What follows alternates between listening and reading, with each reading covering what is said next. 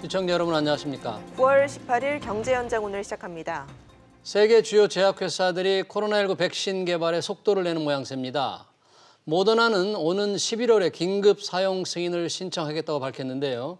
일각에선 무리하게 앞당겨진 백신의 승인이 초래할 부작용을 우려합니다. 네, 백신과 함께 또 치료제의 개발 상황은 어떨까요? 또 경제에 미칠 영향까지 자세히 짚어보도록 하겠습니다. 시청자 여러분의 의견이나 궁금증들 문자 샵 3698번 또는 유튜브를 통해서도 실시간으로 참여하실 수가 있습니다. 오늘 두 분과 함께 하겠습니다. 백순영 가톨릭의대 명예교수, 정도진 중앙대 교수 자리하셨습니다. 어서 오십시오. 안녕하세요. 네.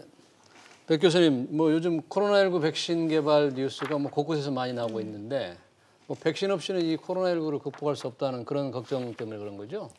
근데 지금으로 봐서는 백신이 개발된다 하더라도 우리 전 인류가 70억 명이 넘는데 과연 어느 순서로 어느 나라부터 어느 정도 맞을 수 있을지 지금 이 여러 가지 경과를 봐서는 내년이나 돼야 일단 접종이 시작될 것 같고 내년 연말이나 돼야 대부분의 사람들이 맞는 이 스케줄로 본다면은 우리나라도 내년 중반 정도나 돼야 되지 않을까 그렇게 예상은 됩니다. 네. 예. 지금 주요국의 백신 개발 상황을 좀 살펴보도록 하겠습니다. 일단 지금 백신 후보로 알려진 것이 한 180개 정도 되는 거죠? 예, 근데 그 중에서 지금 삼상을 가고 있는 게 제일 처음으로 가고 있는 9가지 정도가 되는데 이 9개 정도에서 과연 어느 정도 안전성을 확보할 수 있는 백신이 만들어질 수 있느냐 이것이 제일 먼저고요. 네. 그다음에 이제 효과라는 면에 있어서는 그것이 얼마나 지속할지는 시간이 지나봐야 알지 않겠습니까? 네. 삼상 시험이 다 끝난다 할지라도 지금 있는데 과연 그것이 얼마나 지속할 수 있느냐.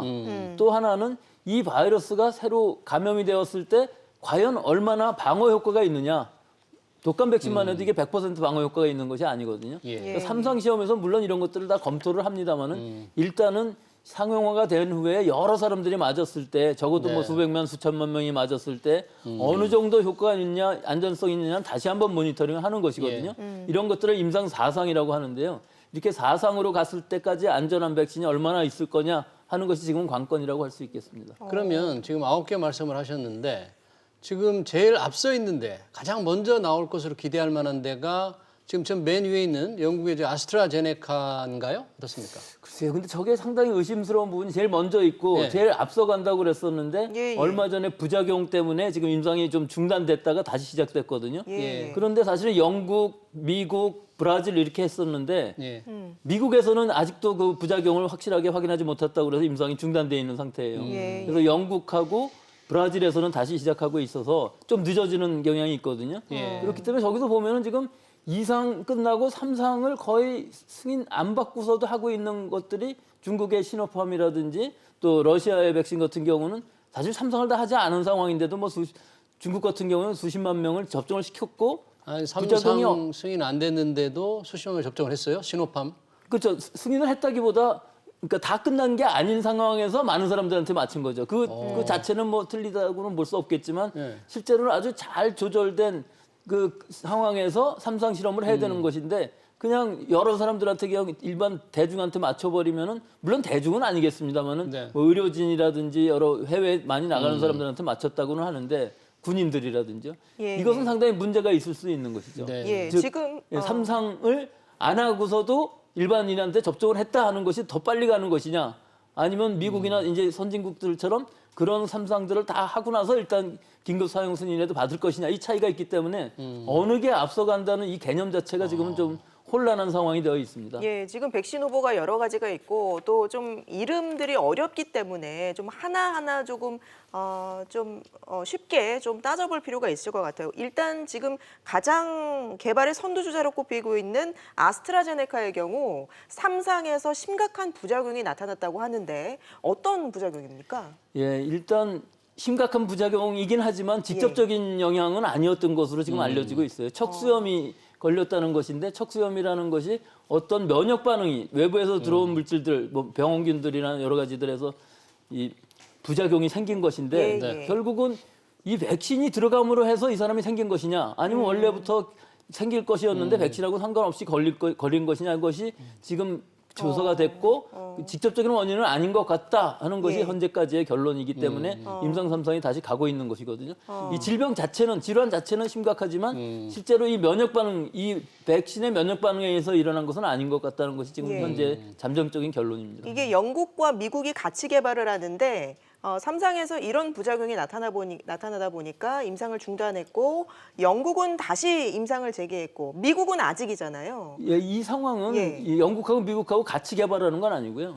아스트라제네카하고 연구소 옥스퍼드 영국에서 개발을 하고 임상 3상을 미국하고 브라질에서 이게 세 나라에서 이제 나눠서 하는 중간에 이런 부작용이라는 사례가 이제 나왔고 미국에서는 이 3상 실험 자체를 이제 중단했다는 뜻이죠. 그러면 미국이 임상을 끝내 안 하기로 할 경우에 영국 혼자서 이걸 지금 개발할 그것도 수 있는 가능하죠. 건가요? 전체 숫자로 맞춘다면 그 충분히 가능한 것이. 그러니까 미국에서 하는 거는 모더나 같은 것들은 11월 초면은 일단 3상 결과를 발표하고 긴급 사용 승인을 받겠다고 그러니까 그것은 스케줄상으로는 맞는 말이지만 좀 너무 빠른 거 아니냐 하는 우려감도 분명히 있기는 합니다. 네. 모더나가 11월 중에 그걸 받는다면 승인을 받는다면 이미 3상의 어떤 위험한 상황이다 이런 걸 다 아직 끝나지는 않았잖아요. 그 정도 빨리 할 수 있다 그런 자신감이 있는 건가요? 그렇죠. 일단 3상을 지금 하고 있고 모더나 같은 경우는 지금 2만 5천 명 정도를 접종을 시켰고 만 25명은 2번 접종을 시켰거든요.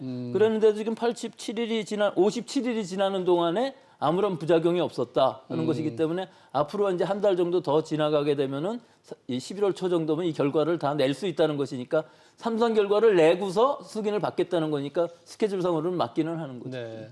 미국의 파이자 같은 경우에도 약간의 부작용이 있는 것으로 나왔는데 그거는 뭐 경미한 경미하거나 중간 정도라고 얘기하는 것이 우리 독감 백신 맞을 경우에 뭐 조금 발열이 되거나 근육통 또 피로감 같은 거 느끼지 않습니까? 그것들이 좀 심한 정도까지 있었기 때문에 중간 정도 또는 경미한 증상 이렇게 표현이 됐고 이것은 뭐 큰 문제는 아니다 해서 더 진행하고 있습니다.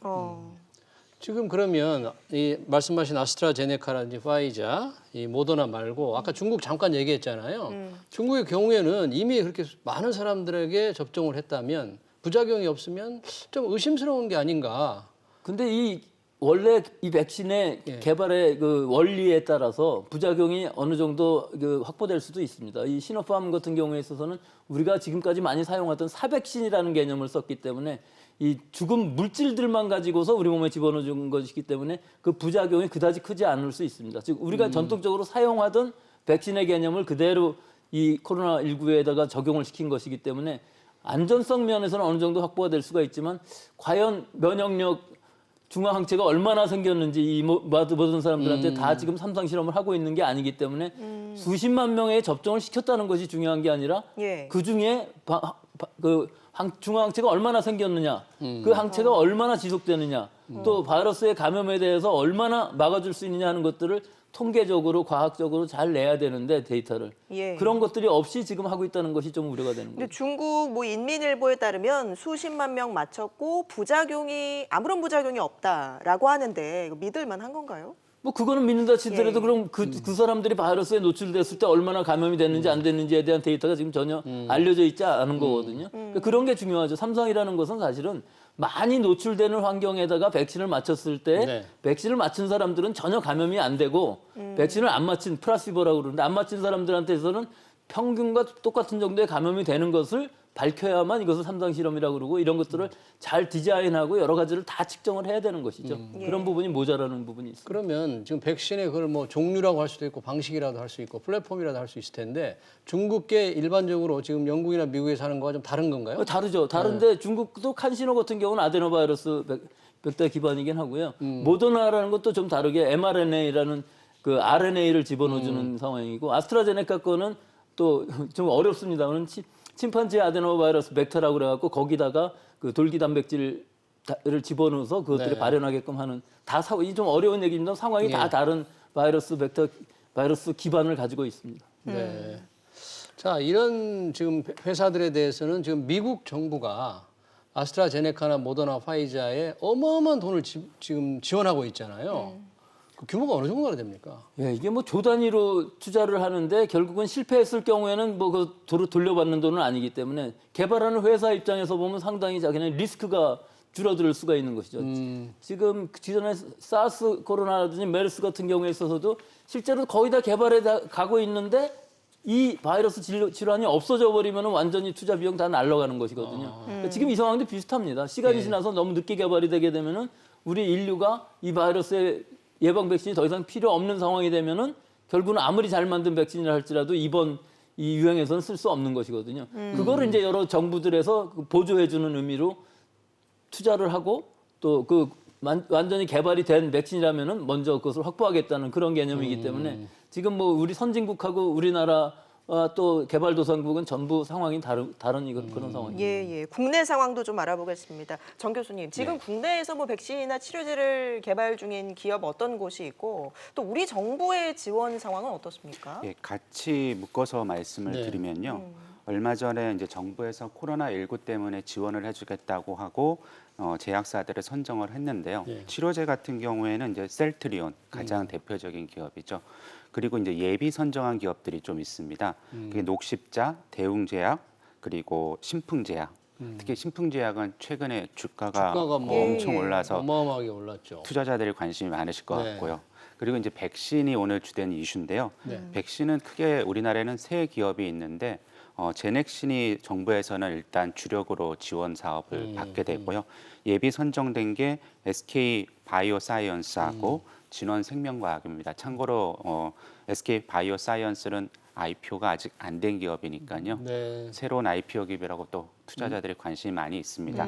이런 기업의 지금 자금 지원 내용을 보면은 지금 3차 추경 예산에 약 2천억, 정확히 말하면 1,936억 정도 지원이 되게 되어 있다고 하는데요. 언론에 난 보도를 봤더니 셀트론의 프로젝트에 뭐 1억 원을 지원한다, 뭐 이런 얘기가 나오고 있어서 아까 말씀하신 미국 사례를 보면 모더나 같은 데가 그냥 대략 따져도 1조 원이거든요. 그러니까 우리나라 지금 정부에서 지원하는 금액을 갖고 미국이나 다른 나라와 지금 우리 기업들이 경쟁했을 때 우리 국민들이 바라는 세계 최초의 백신 개발이 이루어질 수 있을까? 이 부분은 투자자분들도 객관적인 평가가 좀 필요할 것 같습니다. 그러니까 우리나라 기업의 경우는 다 합해서 2천억이고 미국 정부는 지금 그 세 개 회사에 각각 1조 원 정도씩 최소 1조. 최소 1조 원. 네, 자리가 너무 다르군요. 현재 진행 상황은 어떻습니까? 국내 기업의 지금 뭐 제넥신이라든지 셀트리온의 현재 개발 진행 상황. 셀트리온은 치료제고요. 제넥신은 DNA 백신을 개발하고 있는데 일단 일상 결과가 좋았다고 그러니까요. 이제 2상, 3상을 해야 되는데 여기도 지금 DNA 백신이기 때문에 아직까지 좀 우리가 낯설은 그런 개념으로서 이것들이 2상, 3상을 잘 해갖고 내년 정도가 되면은 아마 3상 끝나고 사용 승인을 받을 수도 있을 것으로 보입니다. 네, 일상의 결과가 좀 구체적으로 어떻게 좀 나왔습니까? 일상 결과는 이제 지금 정리 중이라고 하는데 아마 잘 나온 것으로 보입니다. 셀트리온의 치료제 개발 진행 상황은 지금 어느 정도 단계? 셀트리온도 일상은 다 근데 일상이라는 의미는 안전성만을 거의 보는 것이거든요. 치료 효과는 뭐 어느 정도 볼 수도 있겠지만 대부분 2상 정도에서 소규모로 보고 3상에서 이 치료 효과를 봐야 되는 것이기 때문에 아직까지는 그 뭐 예단할 수는 없습니다만은 일단 2상, 3상 승인을 식약처로부터 획득을 했기 때문에 앞으로 진행 상황에 따라서 얼마나 효과가 있을지 그 부분들이 이제 치료제로서의 성공의 관건이 될 수 있는데 치료제라는 의미는 사실은 어느 정도 부작용이 있다 할지라도 치료 효과만 좋다면 쓸 수가 있는 것이거든요. 또 경증하고 중증하고가 많이 다를 수가 있어요. 경증인 경우에 있어서는 우리가 타미프루처럼 초기에 바이러스를 증식을 억제하면서 바로 쓸 수 있는 약이 될 수 있는 방면에 또 중증인 경우에 쓸 수 있는 약 이런 것들이 다 따로따로 될 수가 있어서 지금 이 제조와 방치라는 의미는 그런 초기 단계에도 쓸 수 있으려니와 또 감염을 예방하는 효과도 가질 수가 있기 때문에 예방 백신까지는 아니지만 감염 우려가 있는 뭐 신생아라든지 이런 데도 쓸 수가 있는 개념이기는 한데 아직까지 이거 확실하게 어느 정도 효과가 있는지는 밝혀지지는 않았습니다. 근데 2상, 3상을 이렇게 동시에 승인 계획을 하는 경우가 좀 있나요? 그렇죠. 지금 뭐 급하니까 이제 그런 상황이 가는 건데요. 원래 2상 다 하고 그거 결과를 보고서 또 3상을 승인하고 이래야 되는 것인데 지금 우리 정부도 급하니까 2, 3, 4상을 아마 한꺼번에 승인을 해준 것으로 보이는데 이것은 아마 시기적으로 우리 정부에서 그렇게 발표한 부분이 있는 것 같습니다. 연내에 치료제라든지 뭐 내년에 백신이라든지 이런 것들을 약속을 해서 그런 것 같은데 실제로 치료제인 경우에 있어서는 좀 더 빨리 개발을 할 수도 있을 것으로 보이기는 합니다만은 실제로 이것도 위험성이 있거든요. 부작용이 얼마나 있을는지 또 그 환자에 대해서 우리나라뿐만 아니라 다른 나라 환자들한테도 다 써봐야 되는 이런 이상 삼상을 거치면서 시간을 좀 잘 잡고서 확보를 하면서 해야 되는데 좀 너무 급히 가는 상황은 분명히 있는 것으로 보입니다. 셀트리온 같은 경우 연말에 긴급 사용 신청을 목표로 하고 있다고 밝혔는데 가능해 보이시나요? 글쎄요, 이 긴급 사용 승인이라는 의미는 실제 끝까지 삼상을 다 안 끝난 상황에서도 삼상이라는 의미가 환자한테 쓰는 것이기 때문에 사용 승인을 받으면서 쓰면서 삼상을 같이 하겠다는 의미도 있을 것으로 보여서 그 우리나라가 뭐 그렇게까지 그 긴급한 상황은 아닌 것으로 보이기는 하지만 뭐 여러 가지 좀 명분 같은 것들이 있어 보입니다. 그래서 저는 그런 부분은 좀 너무 빨리 지금 연말까지 한다고 그래도 뭐 두세 달밖에 안 남았는데 이 사이에 이것을 완전히 다 그 확인하기는 어려운 시간이거든요. 그래서 그런 부분은 좀 우려가 되는 부분이 있습니다. 그럼 국제적으로 볼 때 이 백신이 나올 수 있는 시점, 지금 왜 트럼프 대통령은 지금 11월 3일 대선 전에 뭔가 확실히 나올 것이다 그렇게 자꾸 장담을 하고 있는데 어떻게 봅니까? 의학계에서는 가능할 건지 언제쯤 상용화될 건지. 그거는 그 시기까지는 건 정치적인 거죠. 완전히 불가능한 상황으로 보이고요. 11월 3일까지는 지금 10월 한 달하고 9월 달에 며칠밖에 안 남았기 때문에 한 40여 일 정도 남은 거거든요. 그 사이에 삼상이 다 끝날 수도 없고 또 삼상이 끝나기 전에 긴급 사용 승인을 낸다고 할지라도 그것은 명분상 내는 것이지 실제로 뭐 일반인들이 쓸 수 있는 접종할 수 있는 백신은 아니거든요. 그래서 CDC 국장님이 말씀하신 것처럼 내년 중간 정도나 돼야 어느 정도 이제 안정적으로 보급이 될 것이고 여러 사람들이 더 많이 맞는다는 것은 내년 연말 정도나 돼야 수십억 명 정도가 접종을 받을 수 있지. 실제로 개발됐다고 올해 연말에 개발됐다고 쳐도 아마 타임 스케줄로 보면 그럴 겁니다. 그렇기 때문에 올해 안에 승인 받는다든가 혹은 상용화 된다는 것 정도가 맞는 말일 것이고 대규모로 접종하는 것은 아무래도 내년이 돼야 될 것으로 보입니다. 그런 걱정 때문인지 왜 미국 증시도 조금 불확실하잖아요. 백신 개발에 대한 어떤 불투명한 것 때문에 시장이 어제도 조금 영향을 받은 거죠, 미국 증시. 네, 어제도 미국 시장에 좀 영향을 줬는데 사실 뭐 하루 떨어진 걸 보고 우리가 판단하기는 어렵지만 어제 같은 경우에는 이제 연방준비제도에서 0% 이자율을 계속 유지하겠다 2023년까지. 근데 시장에서는 그 이상의 기대를 했는데 그 이상의 기대 발표가 없었던 게 주 원인 중에 하나고요.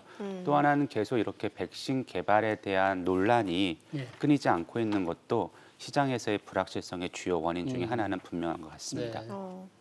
백신이 개발돼야만 이제 글로벌 경제가 조금 순탄하게 회복될 거라고 보이는데 이 개발에 대한 논란이 계속되니까 세계 경제 회복도 좀 늦춰지는 게 아니냐 이런 걱정이 있는 말이죠. 그렇죠. 지금 상태에서 우리 경제하는 사람들은 백신을 트리거라고 보거든요. 경제 회복의 방아쇠로 보기 때문에 그 방아쇠가 언제 당겨지냐에 따라 많은 의사결정이 바뀔 텐데 좀 전에 백 교수님께서 말씀해 주신 것처럼 합리적인 기대를 하는 게 내년 중하반기라면은 그때까지 경제 회복에 대해서 트리거는 분명히 안 당겨진다는 게 객관적인 판단인 것 같습니다. 그럼 우리나라 경우에 이제 제넥신이 백신을 개발하는 게 뭐 내년이나 내년 이후로 간다면 우리는 백신을 어떻게 지금 확보하겠다는 게 정부 생각입니까? 우리는 이제 그 코백스 퍼실리티라고 그래갖고 전 세계에 개발되는 백신 중에서 인구 비례대로 한 20% 정도 확보할 수 있는 프로그램들이 있거든요. 그래서 그 프로그램에서 한 1,000만 개 그리고 지금 개발하고 있는 회사들에서 한 2,000만 개 이렇게 앞으로 백신을 확보하겠다 하는 것이기 때문에 아직까지 확실치는 않습니다. 하지만 우리나라의 입장에서 보면 사실은 좀 그 방역이 잘 돼서 우리 뭐 수백 명 이상 단위는 늘어나지 않고 있지 않습니까? 사망자만 봐도. 그렇기 때문에 가능한 한 방역을 하면서 지켜보면서 해외에서 개발된 백신들이 어느 정도 효과가 있고 어느 정도 안전성이 있고 어느 정도 지속성이 있는지를 좀 확인한 다음에 도입하는 것도 좋은 방법이라고 보이는 것이 일단 응급한 백신은 미리 좀 조금씩만 확보해 놓고 우리 국민 뭐 수천만 단위로 맞출 때는 그런 것들을 확인한 다음에 맞을 수 있는 스케줄이 좋지 않나 저는 그렇게 생각을 합니다. 네.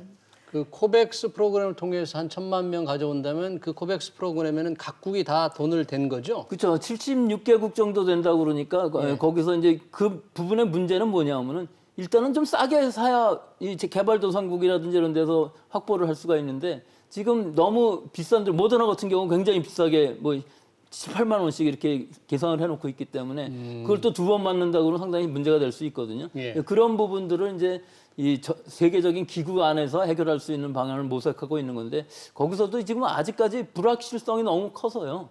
어느 회사가 과연 제대로 개발을 할 수 있는 것인지 또 과연 값이 얼마나 돼서 얼마나 확보할 수 있는지 이런 거에 대한 전체적인 아직 그 환경은 확보되지 않은 상황입니다. 미국 정부가 아까 그 개발하는 회사들에 1조 원 정도씩 지원했다고 그랬잖아요. 성공을 하면 1조 원어치 백신을 미국 정부가 다 가져가는 겁니까? 그렇죠. 그 이제 다 각 회사마다 다른데 뭐 1억 회분, 2억 회분 이렇게 해서 이 돈을 투자하고 만약에 성공했을 때에는 그 약속한 1억 회분을 받아오기로 이렇게 계약을 한 것이기 때문에 만약에 실패했을 경우에는 그 투자금뿐만 아니라 그 1억 회분이라는 것들도 다 없는 것이 돼버리는 이런 상황입니다. 그러면 가난한 나라들은 어떻게 백신을 확보할 그래서 수 지금 있죠? 가난한 나라 같은 경우는 코백스 이 코백스를 시스템하고 또 하나는 이 우리 렘데시비르도 그랬습니다만은 좀 가난한 나라들을 위해서는 라이선싱을 좀 해줘서 싸게 만들 수 있는 방법도 앞으로는 아마 생각을 해볼 것으로 보이는데 아직까지는 거기까지는 가 있지 않은 상황입니다. 네. 우리나라도 이제 확보한다고 계획을 세운 정도군요. 아직 확보했다는 계약을 확실히 맺은 건 아니고요. 일단은 MOU 정도이기 때문에 약속을 받은 거 정도는 되겠습니다. 네. 치료제 같은 경우에는 뭐 빨리 나올 수도 있다 그러니까 뭐 치료제를 통해서 환자를 치료가면서 좀 천천히 백신을 확보해도 된다 뭐 그런. 근데 그렇게 유명한 치료제가 언제쯤 나올지 그거는 아직 확실치가 않아서요. 그렇게 얘기하기는 좀 어려운 상황이고요. 우리가 유망하다고 봤던 렘데시비르도 결국은 치료 효과가 그렇게까지 있는 것은 아니고 일단 단축 효과, 입원 기간을 단축하는 효과 정도였기 때문에 앞으로 그렇게 유명한 치료제가 단시간에 나올 거라고 기대하기는 좀 어려워 보입니다. 지금 뭐 미국에서 임상 중인 릴리 같은 경우는 입원율을 크게 떨어뜨리는 것으로 나오고 그렇죠. 있다고 하는데 중증으로 가지 않게끔 막아준다는 것, 또 뭐 덱사메타손 같은 경우는 사망하지 않게끔 사망률을 좀 떨어뜨리는데 이것들의 부작용들이 있습니다. 이런 소염제를 스테로이드성 소염제를 쓰게 되면 이게 장시간 쓸 수가 없는 것이 장시간 사용하게 되면은 결국은 감염이 더 잘 되게 되는 상황이 되는 것이거든요. 우리 면역 반응을 떨어뜨리는 방향으로 가기 때문에 사망률은 줄이지만 부작용도 있는 거기 때문에 이런 치료 지침들을 잘 생각해서 지금 써야 되는 그런 시기죠. 정 교수는 이 백신 개발을 통해서 방금 이제 선진국들과 후진국의 차이도 생길 수 있고 네. 어떤 백신의 뭐 정치화라고 할까 이런 많은 것 때문에 격차가 더 확대될 수도 있을 것 같아요. 물론 전체 세계적으로 보면은 격차가 더 확대될 수밖에 없을 겁니다. 우리가 세계 경제를 예측할 때 이 백신과 관련돼서 세 가지 포인트를 생각해 보실 필요가 있을 것 같은데요. 첫 번째는 아까 백 교수님 말씀하신 것처럼 효과성, 두 번째는 생산 능력, 그 세 번째는 배분이거든요.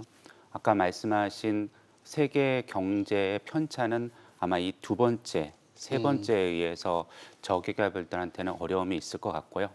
개인들한테 드리고 싶은 말씀은 두 번째입니다. 생산 능력. 우리나라 제약사들 중에 위탁 생산을 하겠다는 제약사들이 있습니다. 이런 제약사들을 관심 있게 쳐다볼 필요가 있겠죠. 네. 그래서 단순히 백신이나 치료제를 개발하는 거에 초점을 맞추시는 건 숫자적으로 조금 위험할 수가 있는 게요.